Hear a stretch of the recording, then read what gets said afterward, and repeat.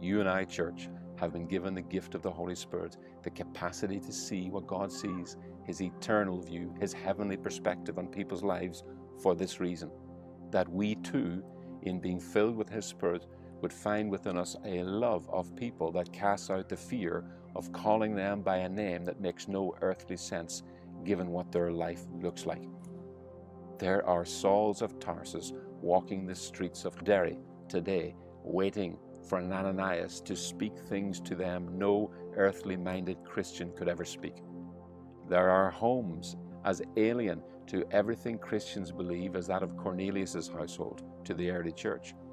whom, like Cornelius tonight, are crying out, waiting for a Peter to see into the heavenlies and to see God's vision of their lives, and then be carried along by the Spirit to their front door to declare to them His eternal vision and calling on their lives. This is why the Spirit pours into our hearts the love of God, so that in being filled with the love of God for us, a love that accepted us and gave His life to us while we were still sinners, such love compels us to dare to speak to those who are living in darkness words of the sufficiency of Christ in all things pertaining to life and godliness.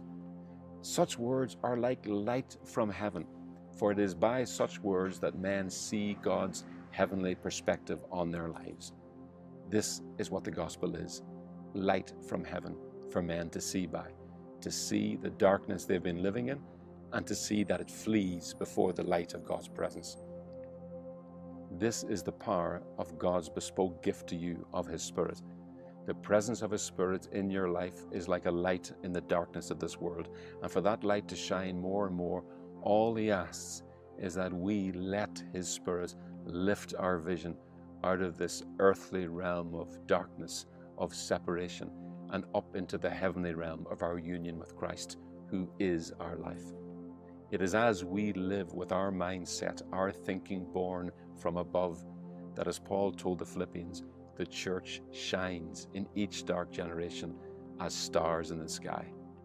So let us be being filled with God's Holy Spirit, that we would live in such peace in these days, that as God took Abraham out of his tent to show him the stars, so He can cause people who have lived in barrenness for years to look at our lives